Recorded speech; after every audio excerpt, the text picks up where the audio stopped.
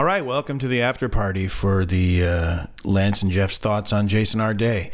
If you haven't seen it, the video, fear not, I have it for you right here. You can watch it and then watch the after party afterward, or skip ahead about 3 minutes to the after party. Oh my! Lance Daly here with Jeff Kramer and our thoughts on the tragic suicide of Cambridge professor Jason Arday. Lance, what's up with all the chicks? Oh, it's clickbait, Jeff. Get with the times. Okay, but Jokic? Greatest player of our time, Jeff. Let's talk about Arday. In 2023, Arday became Cambridge University's youngest and blackest professor. Yeah, of sociology of education, which, is like a fake thing. But even the New York Times said he was an early career scholar and underqualified by the school's own standards. However, Arday was really, really black, so he got the hat.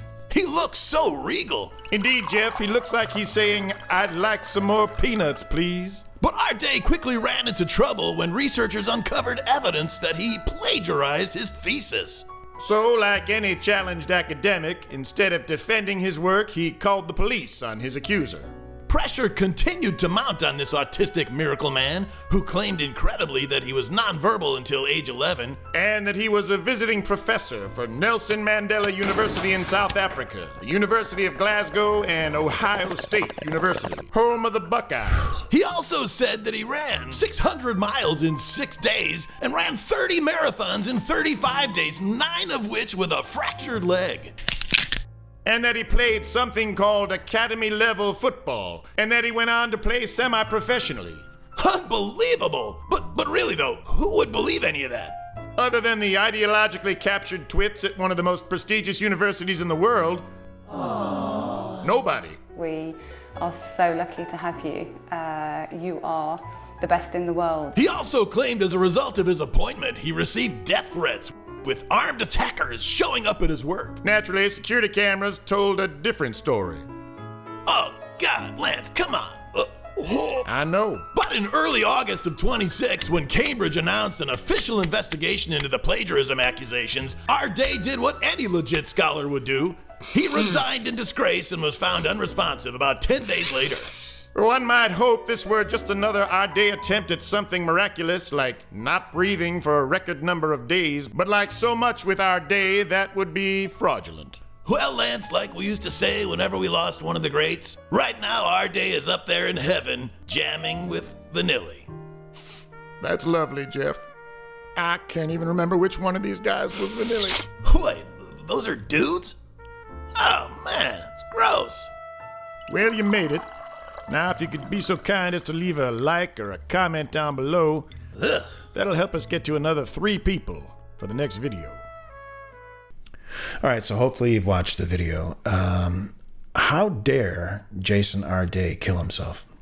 Can you imagine that? The gall of that guy killing himself, selfishly killing himself after all others have done for him, ungratefully snuffing out life that guilty whites had granted him, had given him.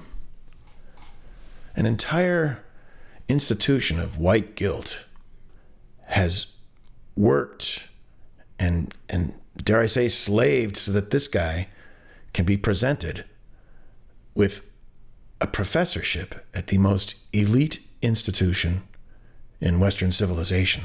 One of them. Certainly they regard themselves that way, Cambridge. And yet, he threw all that away. But imagine if what he claims were true. Imagine if Arday were the real deal.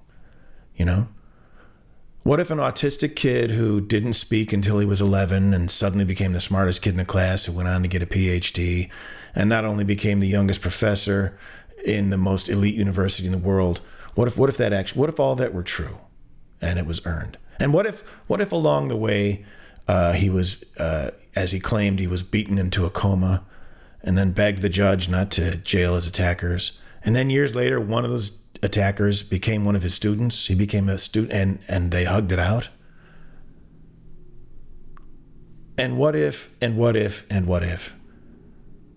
his entire history, everything about him, is not only a lie, but it's a lie that was entertained by armies of people who, unless they themselves are utterly inept, must have known that this guy's he's a clown. He's a caricature that we're going to support and embrace and enshrine because of some sort of need to correct history. This is a guy that has lied to every single person he's met for years. Every single person that's ever met him, everything that they know about him, everything he shares with them is a lie. He was essentially a retard, and he kind of got Special Olympics all the way through life. Attaboy, way to go. Good job, buddy. It's always buddy. Attaboy, buddy, keep going. And behind his back, they're like, Jesus, this guy, oof, yikes. But because he was a doe-eyed black kid with an idiot child's, even as an adult, he's like a doe-eyed black guy with an idiot child's empty smile. White liberal ladies and the institutions that they are the casting department for, they are the casting department for life, these white liberal ladies, the gatekeepers for modern society. Well, when they're confronted with this kid, this man-child, this retard in a fucking cap and gown, their barren, middle-aged loins get damp. This is almost like actually having the kid they didn't have. Picking this guy up and giving him an incredible life just because. That almost makes up for the kids they never had. Because that's a maternalistic thing to do. To forgive this man who they say was a fabulist. A fabulist. He just kind of made stuff up. He's a fabulist, which is, again, it's a sort of maternalistic, mommy way of just not saying he's an inveterate liar. He's a pathological lying machine. It's poetic, but it's like that's what a mom does for her own child. You can't call your kid a bullshitter. You say he's a fabulist. You make excuses for your own. You do that. If it's your kid, you call him a fabulist. Everyone else is entitled to call him what he really is, a fucking lunatic liar. Or just a liar. Maybe he's not a lunatic, but this is someone who did not learn not to lie. In fact, he learned that lying seems to get him shit. I get stuff. I get fellowships and scholarships and who knows what else. He gets free shit, and yet he claims to have achieved so much. Only a mommy forgives that. The mommification of the whatever process it is they use to sort of weed out who's worthy of a fellowship or a professor or a chair or whatever it is that they gave him over there in Cambridge. The mommification of that is going to be its destruction. Moms can do that for their own kids, but we can't institutionalize that kind of forgiveness for a fucking liar. He's a fabulist and he's the best at what he does.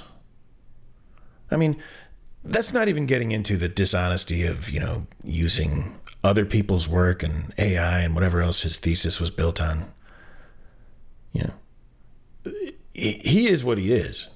You can't expect him not to lie because everyone along the way, every one of those dumb white ladies and, simpy, doughy, weak men who have allowed this guy to worm his way up through a system built on nothing but lies. You can't expect him not to lie. He's going to lie because that's the way he's gotten everything he's gotten in life. But these people within the institutions that lose, they go into ecstasy, patting themselves on the back for the incredible generosity they have in giving opportunities to the undeserving. It's mommy behavior. And even it's mommy behavior. There's a time when a kid needs a mommy. Mommies are great. This is not a knock on mommies. But at some point, mommy is your mom. Mommy's your mother. And a good mother knows when it's time to stop mommying. And this guy has been mommied.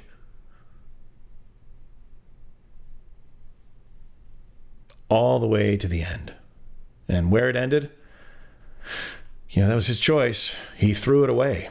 All this that had been given to him, he decided to just snuff it. F all those ladies that helped me get here. These women who have, who should be embarrassed and should lose their own jobs. If there were accountability, really, they would lose their jobs. What was that woman's name that was in the video? I've already forgotten her name. That smiling, woman who's just gushing at this incredible specimen, this storybook. He's like Forrest Gump, character. His entire life is a fiction. And this woman is just glad to be part of it. Because I'm going to guess she doesn't have any kids. She gives me that vibe. Or she's a terrible mom. Because there's a time for being a mommy and there's a time for being a mother. I'd rather these institutions be more like a stern mother than a mommy.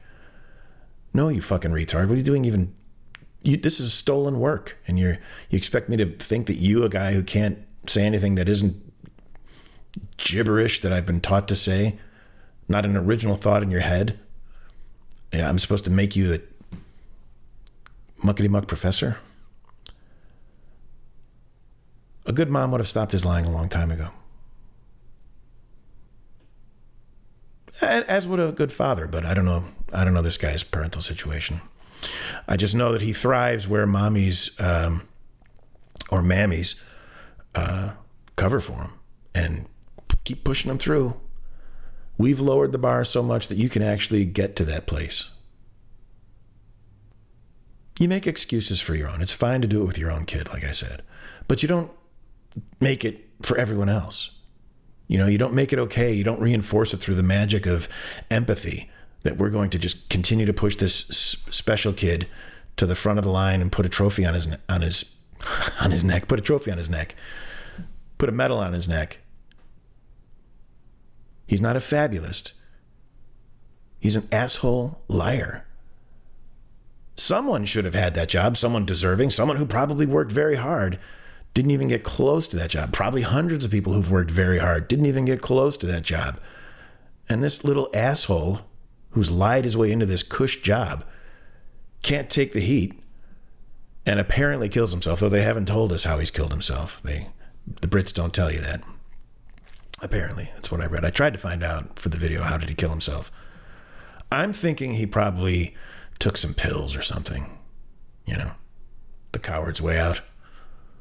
That little liar should have gone home and blown his head off years ago. He probably went home and took some pills. Who knows? You can be sure that whatever way he killed himself, it wasn't original. I'll tell you that much. Anyway, how dare he throw away that life that was gifted to him? What's that going to do for the next kid, the next retard that comes along and should be handed something so grand? He's not even going to try it. He's not even going to try to get that brass ring in life. All the unqualified retards out there, the mopes and the dimwits and the fucking liars and the fabulists, they're not even going to try. Fabulist. That's a great word. It really is a great word. It's very poetic. Kind of a poetic way to cover for a fucking liar. He lives in a fantasy world. Yeah, well, if you get away with your lies, you can create a world where it's all a fantasy. And, a lot of people do it. It's not quite as open. You lie to yourself and you get yourself into some line of work and you lie to yourself that that's what you want to do. And then you're in a world you've created through your own lies. But this is something a little different because these lies are at other people's expense. This guy's lied to the face of everyone who's ever talked to him for, in a professional sense. like if it's about a job or a grant or some sort of, it's all lies. Now, I would imagine, when he talks to the mailman, he lied. Told him some bullshit about some crazy stuff he was just dreaming up or something he'd just done or where he just came back from. The people that lie, they lie about everything. He's not a fabulist. He's a fable. Here's what happens, The fable was, you tell the lies and you get eaten by a wolf and you learn the lesson. Well, he is a fable. You tell your lies. Luckily, hopefully, you get found out and you go home and you blow your brains out, or in his case, probably swallow a bottle of pills. He is a fable. There are lessons to be learned from Mr. Arday. I just heard my dryer kick on. Haven't done one of these in a while. If you're still listening, heaven help you. Haven't done one of these in a while. They're fun. But hopefully I'll be doing more of the after parties. Jason Arday. I don't know. Is he going? It's hard to say if there's going to be a reckoning for the Jason Ardaification of so many of our institutions. And let's not beat around the bush. Unqualified people being given slots where they don't belong, just based on some metrics that have nothing to do with being qualified, whether it's gender or race or pick whatever else they play with. Is it the final nail in some sort of DEI coffin? No, I don't think it will be. When you have vigils of morons out there, crying and lighting candles for a dirtbag like Mr. Arday, I'm only calling him Mr. because I've forgotten his Jason. I couldn't remember his name. You do these videos, or you do, I don't know if it's my own nature or it's always been that way. You spend all day writing, and then at the end of the day, you can't remember what you wrote about. Or, yeah. Arday threw his life away. That is the ultimate FU. Yes, I've been given this life. He's famous. He's going to live in the public consciousness for a while, and his picture certainly, him in that hat, in the outfit, pretending to be a professor. I love that. It's kind of fitting that the outfit is so ridiculously costumey. It looks like one of those. It's on par with what would be like a Civil War outfit at a carnival or something, where they take your photo, an attraction where you dress up in 18th century garb. It looks about as authentic or genuine on him as those dresses and cowboy outfits look on people at the wharf who get their photo taken. It's a costume. He had no business wearing it. And that stupid idiot grin he has in every photo, that sort of empty-eyed kind of headlight stare with the like a dog waiting for its treat. That's what he looks like. But a little more, a dog might growl if you finally don't give it the treat, or bark. Come on, give me the treat. This guy's just going to stare at you like a moron, like a dimwit. And people are just going to go, oh, geez, let's give him a job. Poor guy. Did you know he couldn't speak until he was 11? Oh, yeah, and then he's the smartest guy in the class. How about that? It's almost like you'd have to write that in a Hollywood movie.